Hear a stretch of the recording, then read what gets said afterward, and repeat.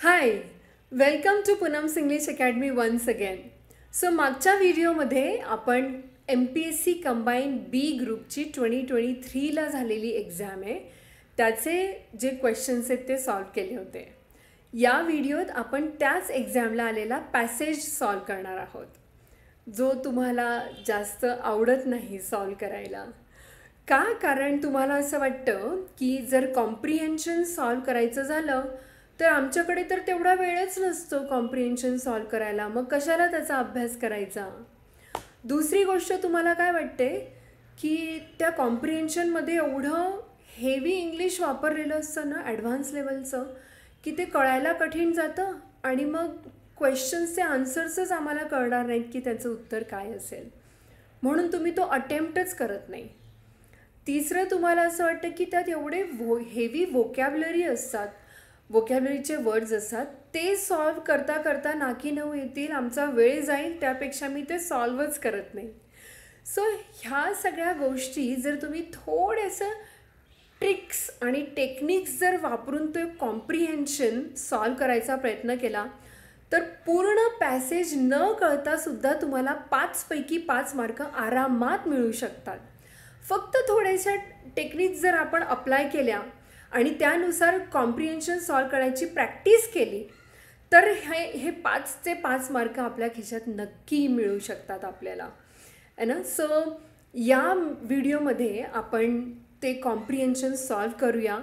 जर तुम्ही खूप बिगिनर लेवलचे असाल तर कसं करायचा हा कॉम्प्रिहेन्शनचा जो पॅसेज आहे, जो प्रश्न आहे तो कसा सॉल्व करायचा, त्याच्यावरची उत्तरं कशी शोधायची किंवा जी वोकॅब्युलरी आहे ती कशी समजून घ्यायची. जर त्याचा अर्थच माहिती नाही आहे तर मग तो अर्थ लावून त्याचं उत्तर कसं शोधायचं हे आपण या व्हिडिओमध्ये डिस्कस करू. सो सुरुवातीला आपण ते कॉम्प्रिहेन्शन सॉल्व करूया, पॅसेजवरचे प्रश्न सॉल्व करूया आणि थोडी रीडिंग प्रॅक्टिस पण गरजेची आहे. सो जेव्हा तुम्ही थोडं रीडिंग करता, वेगवेगळ्या विषयांवर जेव्हा तुम्ही रीडिंग करता तेव्हा तुमचा कॉन्फिडन्स वाढतो पॅसेज सॉल्व करण्याचा. सो आपण रीडिंग पण करूया. रीडिंग करत असताना त्यात जे वोकॅब्युलरीचे शब्द आहेत ते काय आलेले आहेत, त्याचा अर्थ काय आहे किंवा ग्रॅमर कसं वापरलेलं आहे याचाही आपण थोडा अभ्यास करूया. Okay, so let's dive into it. हा पॅसेज आहे. Read the given passage carefully and answer the questions based on it that follow. आता पॅसेजची जी इन्स्ट्रक्शन आहे तीच आहे, read the given passage carefully, right. So सगळ्यात आधी हे समजून घ्या की आयोगाने हा प्रश्न का टाकला असेल, त्यांचं काय उद्देश असेल. हा प्रश्न, हे पॅसेज किंवा कॉम्प्रिहेन्शन क्वेश्चन पेपरमध्ये इन्क्लूड करण्याचा आयोगाचा उद्देश काय आहे. सो सगळ्यात महत्त्वाची गोष्ट म्हणजे जेव्हा तुम्ही सिव्हिल सर्व्हिसेस मध्ये ऑफिसर्स बनता तेव्हा you are required to read and understand some complex reports, some policies, some documents. आता सगळ्याच गोष्टी काही मराठीत नसणार आहेत. तुम्ही जॉबला लागल्यानंतर इंग्लिशमध्ये सुद्धा डॉक्युमेंट्स असणार आहेत, आर्टिकल्स असणार आहेत. ते आर्टिकल्स समजणं, त्याच्यावर उत्तर देता येणं किंवा कॉम्प्रिहेंड होणं, त्याच्यावर सोल्युशन काढणं, या सगळ्या गोष्टी तुम्हाला पुढे फेस करायच्या आहेत. सो त्यासाठी मे बी हा उद्देश असू शकतो कॉम्प्रिहेन्शन क्वेश्चन पेपरमध्ये इन्क्लूड करण्याचा. So accept it with smile, take it positively and solve it. Okay, so चला सुरुवात करूया. मी आधी स्टेप्स सांगते तुम्हाला, मग त्या स्टेप्सनुसार आपण सुरू करू. ओके, सो सुरुवातीला आपण हे ॲझ्युम करूया की तुमच्याकडे वेळच नाही आहे पूर्ण पॅसेज केअरफुली वाचण्यासाठी, जे जनरली होतं, कारण वेळ खरोखर कमी असतो पॅसेज वाचण्यासाठी आणि त्याच्यावरची उत्तरं शोधण्यासाठी. सो सुरुवातीला पॅसेज तुम्ही वाचू नका, पण मग त्या पॅसेजमध्ये नेमकं काय सांगितलं आहे, ते पॅसेज देण्यामागचं इंटेन्शन काय आहे, तो जो पॅसेज आहे त्याचं जिस्ट काय आहे, what is the crux and gist and what is the intention, हेतू काय आहे त्या पॅसेजचा ते समजून घेणं फार महत्त्वाचं आहे, जेणेकरून आपल्याला प्रश्नांची उत्तरं ॲटलिस्ट लॉजिकली तरी सॉल्व करता येतील. ओके, सो सर्वात आधी प्रत्येक पॅसेजमध्ये काय असतं, पॅसेज दिला म्हणजे संपला पॅसेज की जो लास्ट पॅसेज असतो, लास्ट पॅरेग्राफ असतो हां इंडीडचा, त्या लास्ट पॅरेग्राफमध्ये जनरली कन्क्लुजन आलेलं असतं की त्या पॅसेजचं कन्क्लुजन काय आहे. हे कन्क्लुजन मोस्टली लास्ट पॅरेग्राफमध्ये दिलेलं असतं. सो तेवढा जरी तुमच्याकडे वेळ असेल की quickly you can go through the last paragraph, right. So last paragraph वाचल्यानंतर तुम्हाला त्या पॅसेजचं इंटेंट काय आहे ते कळून जाईल आणि मग त्यानंतर आपण प्रश्नाकडे वळू शकतो. ठीक आहे. सो चला, सुरुवातीला आपण असं ॲझ्युम करतो आहे की तुमच्याकडे वेळ अजिबात नाही आहे पॅसेज सॉल्व करण्यासाठी, खूप थोडा वेळ राहिला आहे. सो त्यात आपण कसं सॉल्व करू शकतो हे आपण डिस्कस करतो आहे. ठीक आहे. सो लास्ट पॅरेग्राफ आपण आधी वाचूया. Indeed with the help of कम्प्युटरच्या मदतीने सोल्ड आर्टिफॅक्ट्स, सोल्ड म्हणजे विकलेले, ॲडजेक्टिव्ह आहे इथे, सोल्ड ॲडजेक्टिव्ह आहे. Sold artifacts could be more accessible, ते जास्त ॲक्सेसिबल, त्यांना आपण इझिली ॲक्सेस करू शकतो, त्यांच्यापर्यंत पोचू शकतो. Than are the pieces stored in the bulging museum. कशापेक्षा? म्युझियममध्ये ते फक्त स्टोअर करून ठेवण्यापेक्षा हेल्प ऑफ कम्प्युटरने आपण ते जास्त ॲक्सेसिबल करू शकतो. प्रायर टू सेल, विकण्याच्या आधी, each could be photographed and the list of the purchases could be maintained on the computer. म्हणजे विकण्याच्या आधी त्यांचा फोटो काढून ती जी विकत घेणाऱ्यांची लिस्ट आहे, परचेस म्हणजे विकत घेणे, परचेसर्स त्याचं नाव नाही, विकत घेणाऱ्या लोकांची लिस्ट जर आपण कम्प्युटरवर मेंटेन करून ठेवली तर ते जास्त सोयीस्कर होईल, असं काहीतरी त्यांना म्हणायचं आहे. A purchaser could even be required to agree to return the piece. Purchaser म्हणजे विकत घेणारा, could even be required to agree, त्याला अग्री करायला लागू शकतं to return the piece of it. Piece ते जे आर्टिफॅक्ट आहे ते रिटर्न करायला लागू शकतं if it should become needed for scientific purposes. जर सायंटिफिक पर्पजसाठी लागलं तर ते त्याला रिटर्न पण करायला पाहिजे त्याने, असं पर्चेसर, असं लेखक म्हणतो आहे. ओके, सो हा झाला लास्ट पॅरेग्राफ. ओके, याचा अर्थ याच्यात हे कळतं आहे की काहीतरी आर्टिफॅक्ट म्हणजे प्राचीन वस्तूंबद्दल साठा करण्याचा हा काहीतरी पॅसेज आहे हे लक्षात येतं आहे. ठीक आहे. सपोज तेही नाही आलं तरीसुद्धा प्रश्नांकडे तर आता जायलाच पाहिजे, कारण की वेळ आपल्याकडे कमी असतो, बरोबर. ठीक आहे, चला पहिला प्रश्न बघूया. Computer can make sold artefacts more dash dash. आता सोल्ड आर्टिफॅक्ट्स मोर डॅश डॅश असं आहे. Artistic, accessible, beautiful, scientific. Okay, चला आता याचं उत्तर आपल्याला शोधायचं आहे. सो पूर्ण पॅसेज तर आपण वाचलेला नाही आहे, इथे आपल्याला कीवर्ड थोडे बघावे लागणार आहेत. Sold artefacts, computer, sold artefacts आणि मोर. सो चला पॅसेजकडे परत एकदा जाऊया. आता आपण जो पॅसेज आत्ता वाचला आहे त्याच्यात लास्टमध्येच हे उत्तर नेमकं आपल्याला मिळालं आहे. C, sold artifacts could be more accessible, लगेच उत्तर क्लिक होतं आहे. आता दरवेळेसच असं असेल असं नाही आहे. आता बऱ्याच वेळेला काय असतं, पहिला जो प्रश्न असतो त्याचं उत्तर मोस्टली फर्स्ट पॅरेग्राफमध्ये किंवा सेकंड पॅरेग्राफमध्ये असतं, असं क्रम वाईज बऱ्याचदा असतं. पण आता तुम्ही ही प्रश्नपत्रिका बघा आणि हा क्वेश्चन बघा. बऱ्याच वेळेला मुलं काय करतात, लास्ट पॅसेज न वाचताच डायरेक्ट पहिला प्रश्न वाचून पहिल्या पॅरेग्राफमध्ये ते शोधायला जातात, नाहीतर मग दुसरा पॅसेज, नाहीतर मग तिसरा पॅरेग्राफ. हे करता करता तो पॅरेग्राफ पूर्ण तसाही वाचून होतोच, वरवर तुमचं ते स्कॅनिंग होऊनच जातं पॅसेजचं, राईट. पण सी, लास्ट पॅसेज आपण वाचला आणि त्याचा उपयोग लगेच झाला. की तिथेच आपल्याला ते जे कम्प्युटर, काय काय कीवर्ड आपण पाहिले होते, कम्प्युटर, सोल्ड आर्टिफॅक्ट आणि एक्सेसिबल, हे तर आहेच तिथे. दुसरा कुठला शब्द पॅसेजमध्ये किंवा या पॅरेग्राफमध्ये तरी दिसत नाही आहे. एक्सेसिबल दिसतोय, सिम्पल आहे, पहिल्याचं उत्तर एक्सेसिबल येणार, राईट. सो आणि थोडंसं लॉजिक जरी आपण वापरलं, कम्प्युटर कॅन मेक, कम्प्युटरचा उद्देशच काय असतो, ज्या गोष्टी विकलेल्या आहेत त्यांना मोर एक्सेसिबल करून देणं, त्याची लिस्ट मेंटेन करणं, बरोबर. ओके, सो 16चं उत्तर काय येणार, सेकंड, एक्सेसिबल. पुढचं, what is the solution to the issues of lack of funds for archaeology.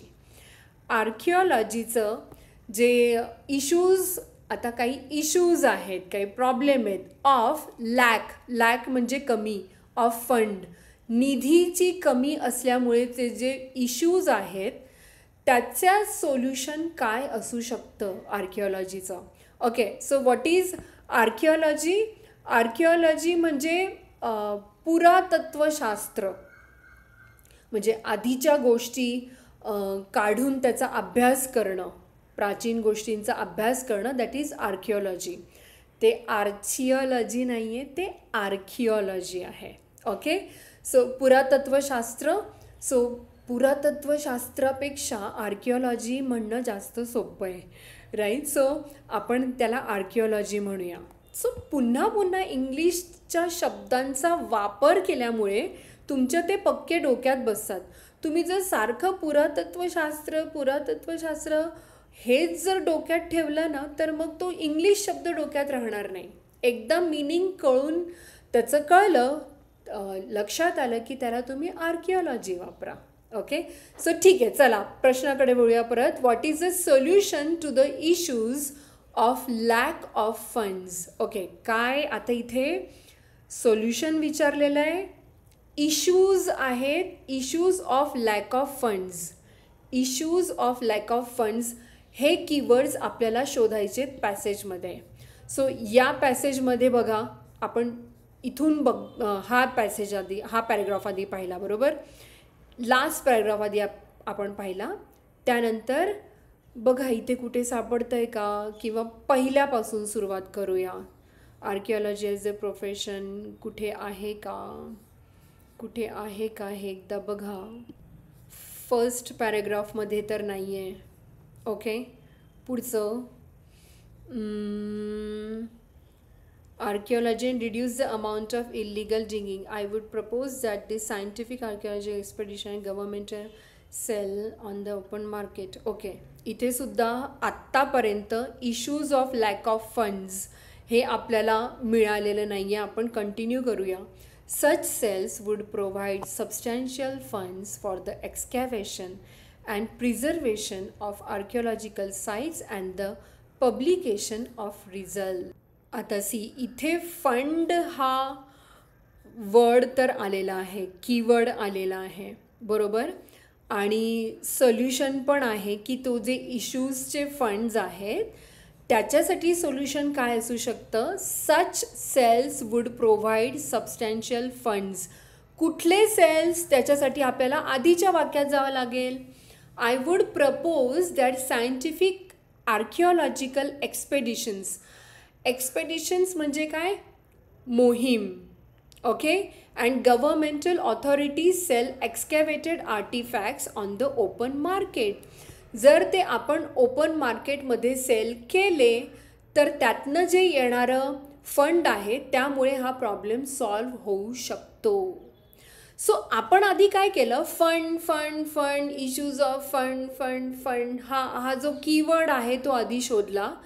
So ज्या वाक्यात फंड हा आलेला आहे तिथे तर उत्तर नाही आहे. वाक्यच सुरू होतं आहे सचपासून, याचा अर्थ त्याच्या आधीच्या वाक्यात त्याचं उत्तर असलं पाहिजे. So I would propose that scientific archaeological expeditions and governmental authorities sell करतो, याचा अर्थ पैसे मिळणार आहेत. Sell excavated artefact on the open market. Open मार्केटमध्ये जर उत्खनन, एक्सकॅव्हेटेड, परत हे ते ॲडजेक्टिव्ह आहे, आर्टिफॅक्ट्स नाऊन आहे आणि एक्सकॅव्हेटेड ॲडजेक्टिव्ह आहे. उत्खनन झालेले प्राचीन वस्तू, आर्टिफॅक्ट्स जर आपण सेल केले तर त्याच्यासाठीचा जो फंड आहे तो आपल्याला मिळू शकतो. सो द आन्सर इज, बघूया आता, governmental authorities should sell excavated artefacts in the open market. Right, मिळालेलं आहे, पहिल्याच याच्यात मिळालेलं आहे. पण तरीसुद्धा पुढचं आपण बघूया. Only selected excavation should be undertaken. Selected हा शब्दच आपण तिथे आधीच्या वाक्यात वापरलेला नाही आहे. पुन्हा कन्फर्म करण्यासाठी परत एकदा त्याच्यानंतरचं वाक्य पण वाचूया.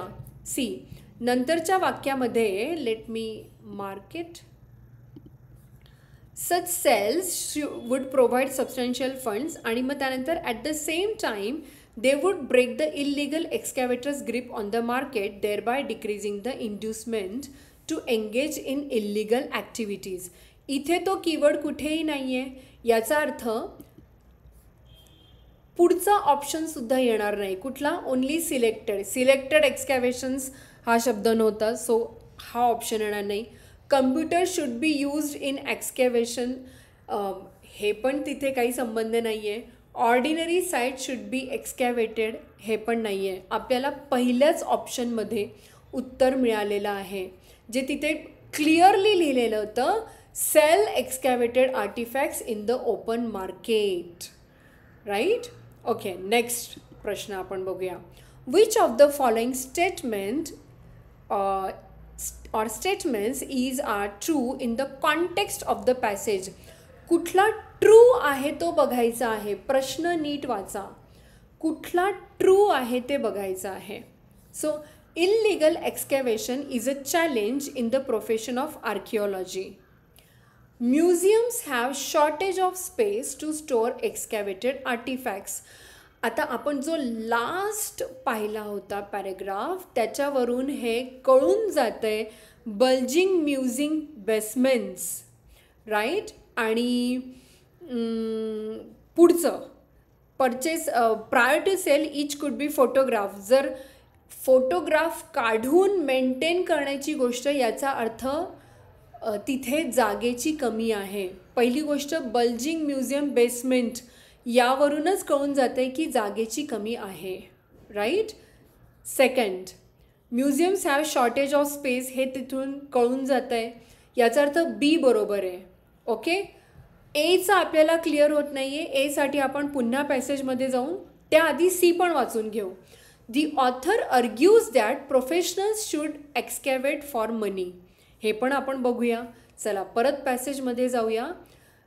ट्रू आपल्याला शोधायचं आहे. पुन्हा एकदा वाचूया. Illegal excavation is a challenge in the profession of a archaeology. जाऊया इथे परत एकदा. आर्किओलॉजी आणि इल्लिगल ह्या गोष्टी इथे दिसत आहेत का बघा. Archaeology is a profession. Only paltry sums. Paltry sums म्हणजे काय? खूप कमी amount.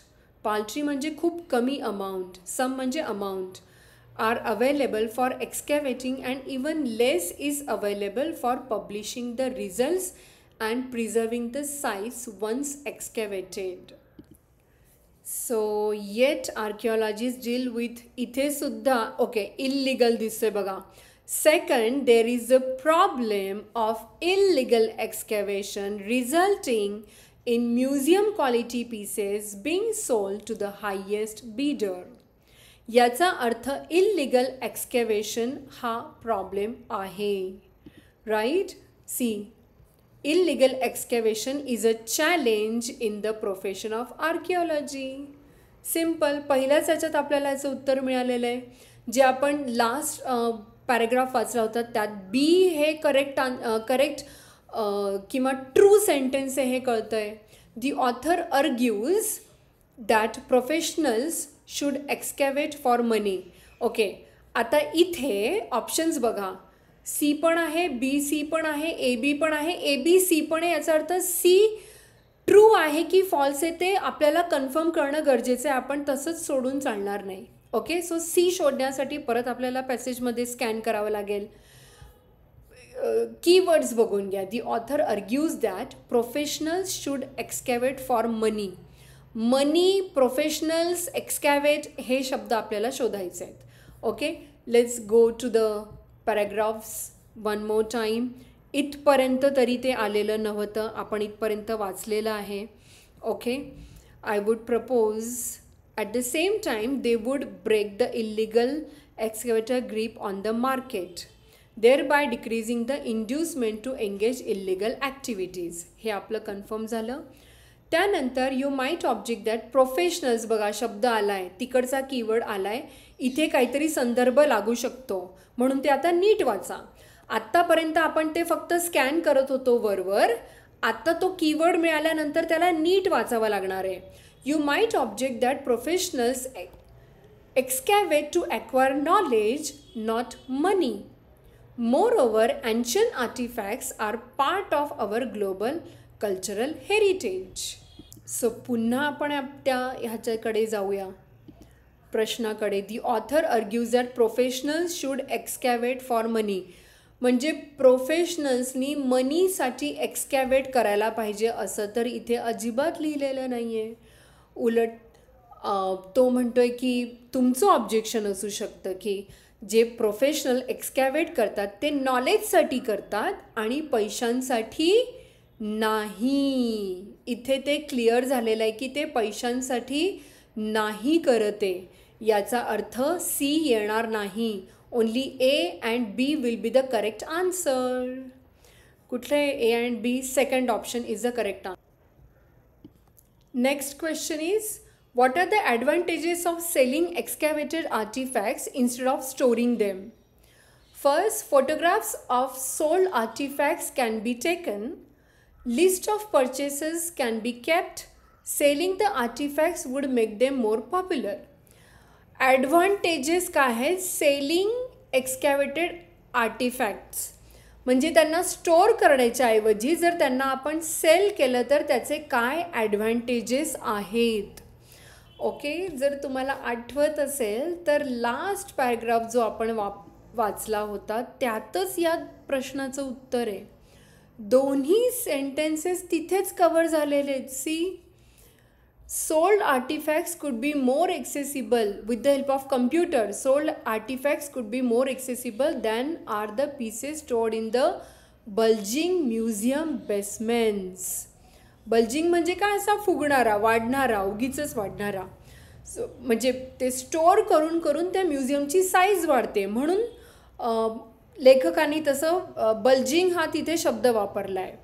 Priority sell each could be photographed and the list of purchasers could be maintain. म्हणजे परचेसरनी ते घेण्याच्या आधी, सेल करण्याच्या आधी त्याचा फोटोग्राफ काढून ते कम्प्युटरमध्ये मेंटेन करणं गरजेचं आहे. सी, आपलं उत्तर बघा here. Photographs of sold artefacts can be taken है ना, आणि list of purchasers can be kept. दोन्ही गोष्टी त्याच पॅराग्राफमध्ये मिळाल्या आहेत. Selling the artefacts would make them more popular हा शब्दच कुठे आलेला नाही आहे, पॉप्युलर वगैरे. आणि आर्टिफॅक्ट्स सेल करून ते पॉप्युलर म्हणजे ते लॉजिकच नाही आहे. बऱ्याचदा तुम्हाला सगळं शोधत बसण्यापेक्षा थोडंसं लॉजिक लावा. जर आर्टिफॅक्ट आपण सेल केले, विकले, तर त्यांना पॉप्युलर बनवणं हे तर त्याचा उद्देश नाही आहे. त्याच्या मागचा उद्देश काय? त्यांचं संवर्धन करणं, त्यांना स्टोअर करणं आणि जेव्हा ते लागेल संशोधनासाठी तेव्हा ते परत मिळवणं. पॉप्युलर करणं हा उद्देश जरी आपण पॅसेज नाही वाचला तरीसुद्धा पॉप्युलर करणं हा उद्देश आर्टिफॅक्टचा कधीच नसू शकतो. सो थोडंसं कॉमन सेन्स, थोडंसं करेक्ट लॉजिक वापरलं, थोडंसं पॅसेजचं स्कॅनिंग केलं, कीवर्ड्स शोधून त्या पर्टिक्युलर सेंटेन्सेसमध्ये ते उत्तर शोधायचा प्रयत्न केला तर उत्तर सापडतं. बरोबर. सो ए आणि बी हा बरोबर आहे. A and B are the right option. Option number second. Next, which statement is, are, to in the context of the excavation in Cyprus mention in the passage. Okay, Cyprus. आता इथे keyword काय शोधायचं आहे? Cyprus, Cyprus, Cyprus. आपल्याला काय शोधायचं आहे? Cyprus, Cyprus, Cyprus शोधायचं आहे. ओके, नंतर काय ट्रू आहे? फक्त सायप्रसच नाही, ट्रू शोधायचं आहे की फॉल्स शोधायचं आहे ते पण लक्षात ठेवा. सायप्रस कीवर्ड आहे, त्या कॉन्टेक्स्टमध्ये काय काय ट्रू आहे हे आपल्याला शोधायचं आहे. चला पटकन वाचून घेऊया. Around 2000 small jugs were uncovered. Okay, the excavation was very big. Okay, the jugs were almost similar to one another. ठीक आहे, आपल्याला माहितीच नाही आहे, आपण इथपर्यंत सायप्रस या कीवर्डपर्यंत आपण आलेलोच नव्हतो. सो आता आपल्याला हे शोधून इथे कुठले कुठले सेंटेन्सेस करेक्ट आहेत ते शोधावं लागणार आहे. बरोबर, हा जो पॅरेग्राफ आहे, 2 पॅरेग्राफ आपण आधी वाचून घेतलेले होते आधीच्या प्रश्नांसाठी, तिथे हे नव्हतं. आता पुढच्या पॅरेग्राफमध्ये बघूया. इथपर्यंत आपण वाचलेलं होतं. Moreover ancient artifacts are part of global cultural. Okay, Cyprus आपल्याला शोधायचं आहे पटकन. I agree. Sell nothing that has artistic merit but you might reply everything that comes out of the ground has specific value. Here we part company. Theoretically you may be correct in claiming that every artifact has potential. Okay, इथे पण नाही आहे. Next, हे तुम्हाला पटापट scan करायचं आहे. आता आपण इथे डिस्कस करतोय, मी एक्सप्लेन करते म्हणून आपण थोडं स्लो जातोय, पण तिथे तुम्हाला पटापट शब्द स्कॅन करायचे आहेत. पुढे बघा. I refer to the thousands of pottery vases and ancient lamps that are essentially duplicates of one another. In one small excavation, Cyprus मिळाला शब्द. इथे थांबा, आता इथे नीट वाचा. In one small excavation in Cyprus, archaeologists recently uncovered 2000 virtually indistinguishable small jugs in a single courtyard. आता indistinguishable याचा अर्थ जरी माहिती नसेल तरीसुद्धा 2000 स्मॉल जग, सायप्रस या गोष्टी सगळ्या इथे आपण वाचल्या होत्या. C, around 2000 small jugs were uncovered. Okay, Cyprus थोडंसं ग्रॅमरचा पण तुम्ही अभ्यास केलेला असतो. सायप्रस, इन सायप्रस कळून येतं आहे पहिलं अक्षर कॅपिटल आहे, याचा अर्थ काहीतरी नाव आहे. उगीच विचार करत बसू नका सायप्रसचं मिनिंग काय. पहिलं अक्षर कॅपिटल आहे याचा अर्थ प्रॉपर नाव नाही, कशाचं तरी ते नाव आहे. बरोबर. एक्सकॅव्हेशन, आता कुठेतरी उत्खनन झालेलं आहे याचा अर्थ ते जागाच असणार आहे. सो सायप्रस हे जागेचं नाव आहे. तिथे काय झालं आहे? 2000 स्मॉल जग्स वर अनकवर्ड. अगदी तसंच तसं बघा, 2000 दिसतंय आणि हे दिसतंय काय, इनडिस्टिंग्विशेबल स्मॉल जग्स, हे पण तिथे लगेच लक्षात येतं आहे. सो पहिलं वाक्य तर बरोबर आहे, राईट. दुसरं, the excavation was very big. त्यांनी म्हणलेलंच होतं स्मॉल आहे म्हणून, बिगचा प्रश्नच नाही आहे, त्यांनी मेन्शनच केलेलं नाही आहे तिथे बिग आहे म्हणून. The jugs were almost similar to one another. परत बघूया, ठीक आहे. Virtually indistinguishable. आता 2000, आता जग्सबद्दल आहे याचा अर्थ आपल्याला जग्स ज्या वाक्यात आलेला आहे तिथेच आपल्याला त्याचं उत्तर मिळणार आहे. ॲडजेक्टिव्ह वापरलेलं आहे स्मॉल जग्स आणि त्याच्यासोबत इनडिस्टिंग्विशेबल. इनडिस्टिंग्विशेबल म्हणजे डिस्टिंग्विश. तुम्हाला डिस्टिंग्विशचा अर्थ माहिती आहे. डिस्टिंग्विश म्हणजे त्याच्यातला जो डिफरन्स आहे त्याला आपण डिस्टिंग्विश म्हणतात. आपण आधी पाहिलं आहे ना, distinguish between this and that, difference सांगायचा असायचा आपल्याला. इन म्हणजे नॉट, जिथे ते जे डिफरन्स नाही आहे ते, याचा अर्थ ते सिमिलर आहेत. याचा अर्थ जो थर्ड ऑप्शन आहे, the jugs were almost similar to one another, हे बरोबर आहे. A and C are the answers. A and C हे बरोबर आहेत. So option number 3. ओके, सोपा आहे पॅसेज. ओके, हे आपण ऑलरेडी आधीच्या व्हिडिओमध्ये डिस्कस केलेलंच आहे. ओके, सो बघा सोपेत. आणि सगळ्यात पहिली गोष्ट म्हणजे पॅसेज सॉल्व करताना ॲडव्हान्टेज काय आहे की 5 मार्क तिथल्या तिथे आहेत तुमचे ग्रॅमर असू दे किंवा व्होकॅब्युलरी असू दे. ग्रॅमर तुम्हाला सपोज रूल माहिती नसेल तर तुम्ही कन्फ्यूज होणार, तुम्हाला योग्य काय ऑप्शन आहे तो निवडता येणार नाही. व्होकॅब्युलरी माहिती नसेल तर तिथे पण कन्फ्युजिंग स्टेट निर्माण होते. पण पॅसेज ही अशी गोष्ट आहे ना, तिथे उत्तरं प्रश्नातच असतात. तुम्हाला उत्तरं प्रश्नपत्रिकेत उत्तरं अवेलेबल आहेत, ते फक्त तुम्हाला शोधून करेक्ट ऑप्शन टिक करायचं आहे. Now be happy that you don't have to frame your own sentences there. तुम्हाला स्वतःच्या वाक्यात स्वतःच्या शब्दांमध्ये सुद्धाच वाक्य लिहायची नाही आहेत, उत्तरं लिहायची नाही आहेत. फक्त तेवढं जे कीवर्ड्स आहे ते शोधून योग्य उत्तर चूज करून तुम्हाला ऑप्शन टिक करायचं आहे. किती सोपं आहे बरोबर ना. थोडंसं प्रॅक्टिस केली तर ह्या गोष्टी सोप्या होतात.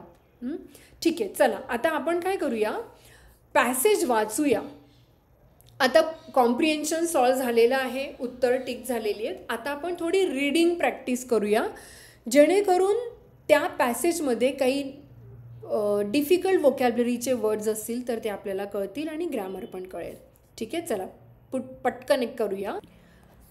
Archaeology as a profession faces 2 major problems. आर्किओलॉजीचे 2 मोठे प्रॉब्लेम्स असतात. First, it is the poorest of the poor. पहिली गोष्ट म्हणजे काय, ते अगदी गरीब असतं, खूपच गरीब असतं आर्किओलॉजी. याचा अर्थ ते तिथे निधी नाही आहे हे इथंच कळून येतं आहे. Only paltry sums are available.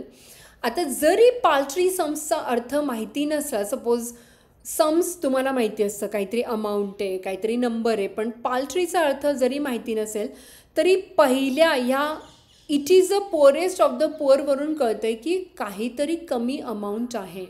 R available for excavating and even less is available for publishing the results and preserving the sites once excavated.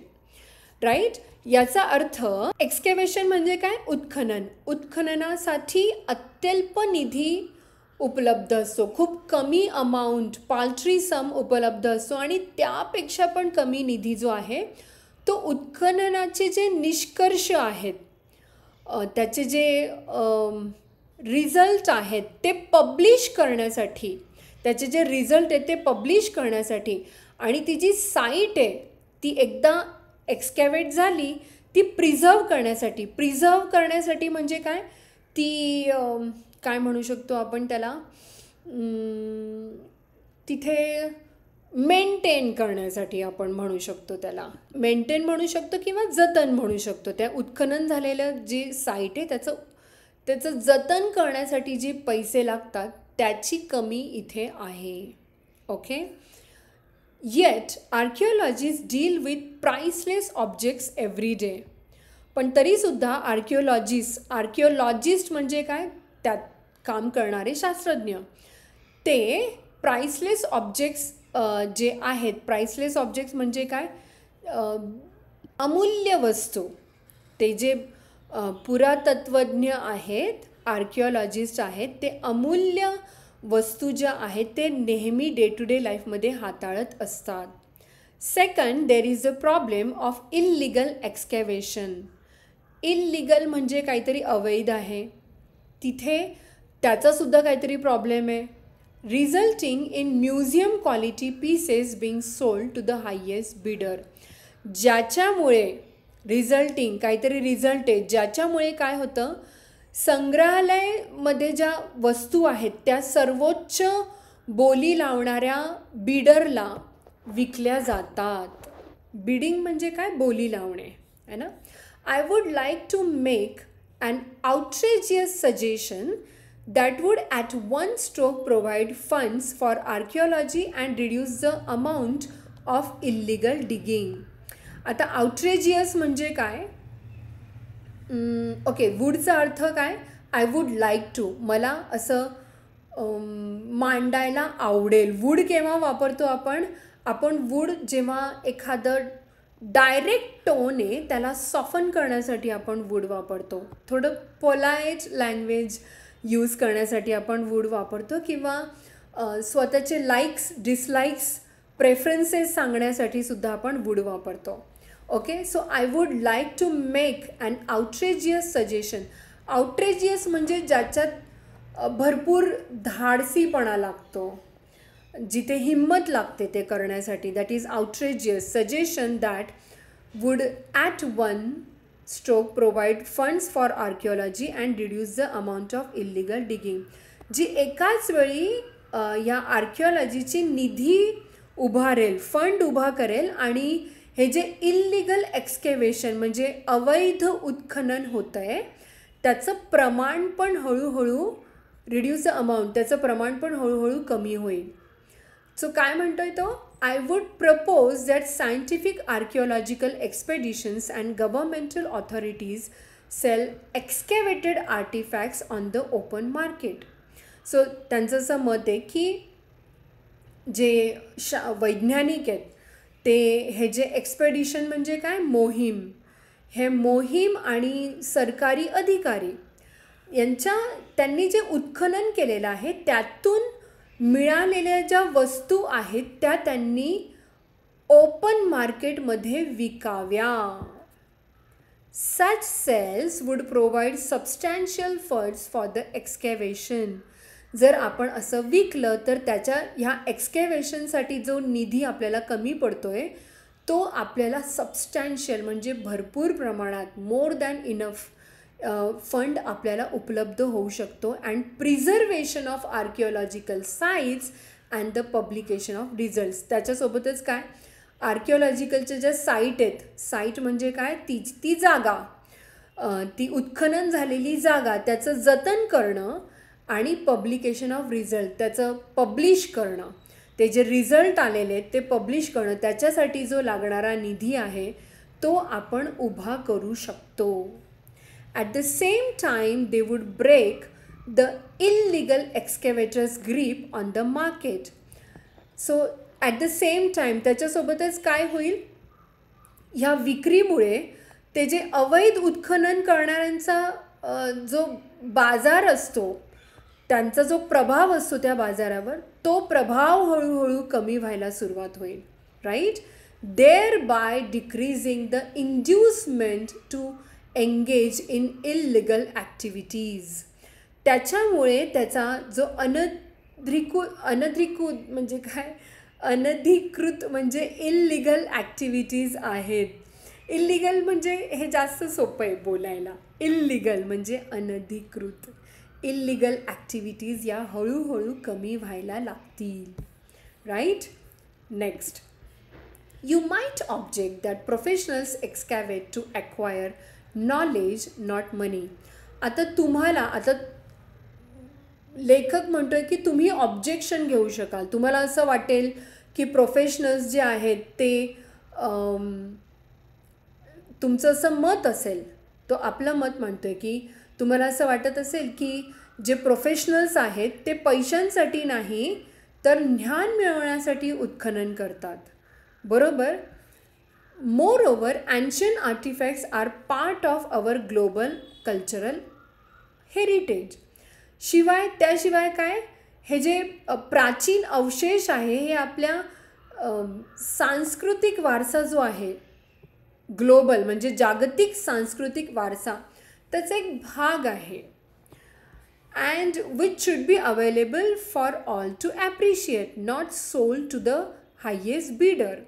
So याचा जो आनंद आहे, याचं जो ॲप्रिशिएशन आहे, याचा जो फायदा आहे तो सगळ्यांना घ्यायला हवा.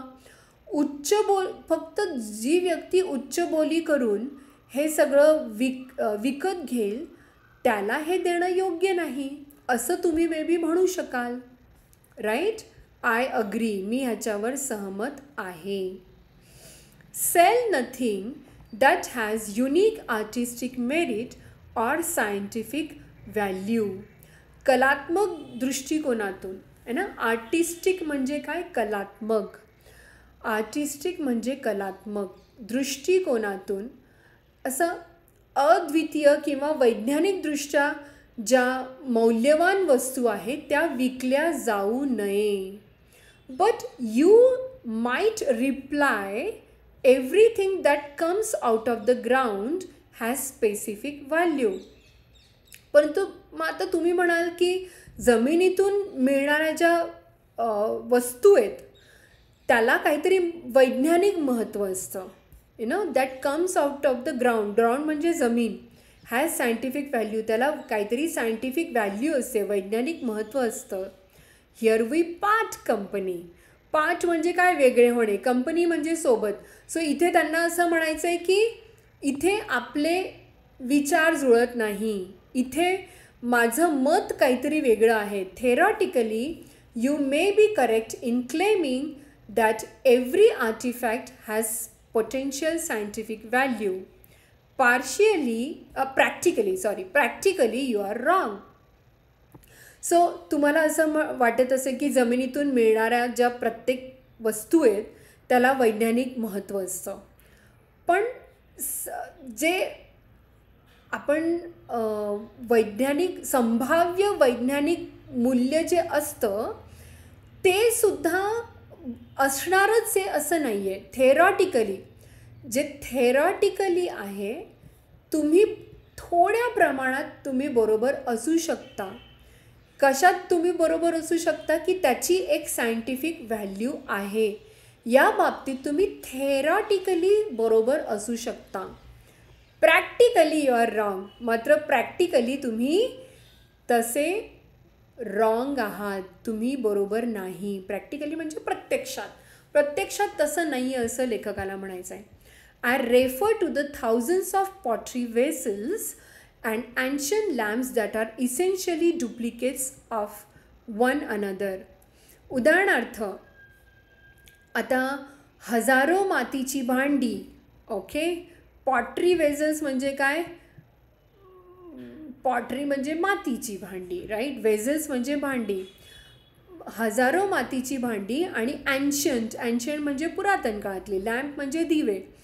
हे एकसारखे असतात, right. So in one small excavation in Cyprus, archaeologists recently uncovered 2,000 virtually indistinguishable small jugs in a single courtyard.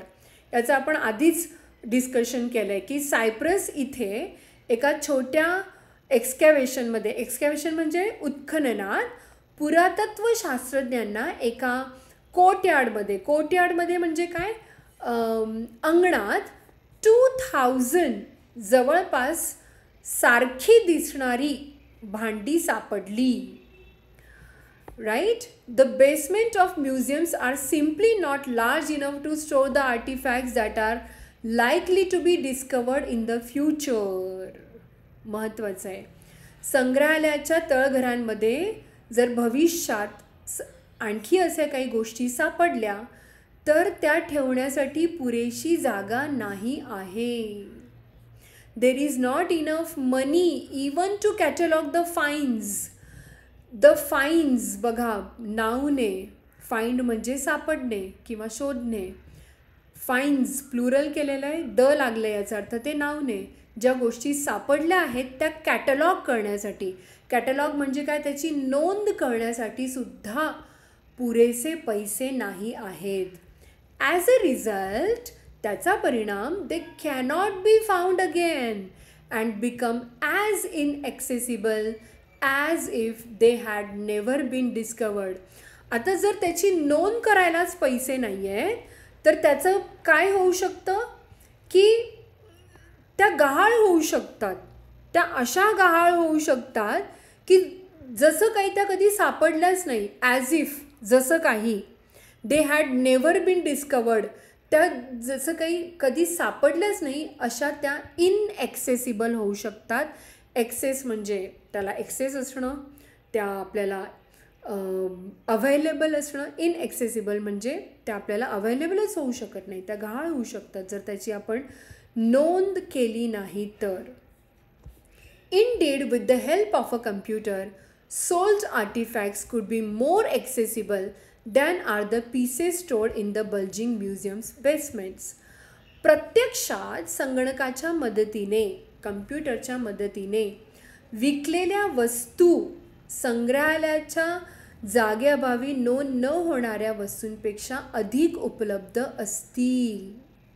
से ना, कुडचा अर्थ, कुडचा आपण केव्हा यूज करतो, जेव्हा पॉसिबिलिटी असते तेव्हासुद्धा आपण कुडचा उपयोग करतो. Could be more accessible than are the pieces stored in bulging museum. म्हणजे म्युझियममध्ये ज्या गोष्टी ॲक्च्युअल आहेत त्यापेक्षा पण जास्त ॲक्सेसिबल कुठल्या गोष्टी असू शकतात, ज्या आपण कॅटलॉग करून ठेवू, ज्याची आपण कम्प्युटरच्या सहाय्याने नोंद करून ठेवू शकू. Prior to sale, each could be photographed and the list of purchases could be maintained on the computer. So विक्रीपूर्वी काय करायचं, त्या वस्तूंचा फोटो काढला जाऊ शकतो आणि जे पर्चेसर आहेत म्हणजे जे विकत घेणारे आहेत त्यांची यादी संगणकावर आपण ठेवू शकतो, कम्प्युटरवर आपण ठेवू शकतो, त्यांची यादी आपण मेंटेन करू शकतो कम्प्युटरवर. A purchaser could even be required to agree to return the piece if it should become needed for scientific purposes. So, suppose तो जो पर्चेसर आहे त्याने जे विकत घेतलेलं आहे काही कारणास्तव जर त्या वस्तू म्हणजे त्या वस्तूंची जर परत तुम्हाला गरज पडली काही सायंटिफिक गोष्टींसाठी, सायंटिफिक पर्पजसाठी, शास्त्रीय हेतूसाठी जर त्याची काही गरज पडली तर त्या परतसुद्धा घेता येऊ शकतील, अशी हमी आपण त्या पर्चेसरकडून घेऊ शकतो. लास्ट पॅरेग्राफ जर तुम्ही व्यवस्थित वाचला तर तिथे कळून जाते नेमकं त्यांना काय म्हणायचं आहे. बाकी एक्सकॅव्हेशन, आर्किओलॉजी ह्या गोष्टी जर कळल्या तर पॅरेग्राफ आणखीच सोपा होऊन जाईल. येस.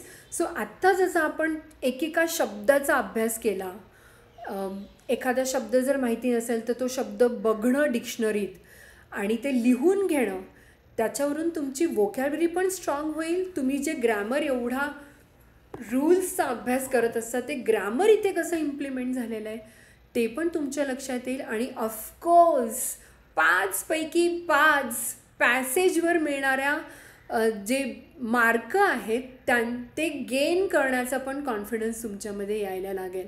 फक्त करणं आवश्यक आहे. तुम्ही जर केलं नाही ना तर 5 मार्क जाऊ शकतात. थोडी मेहनत घेतली तर 5 पैकी 5सुद्धा मिळू शकतात.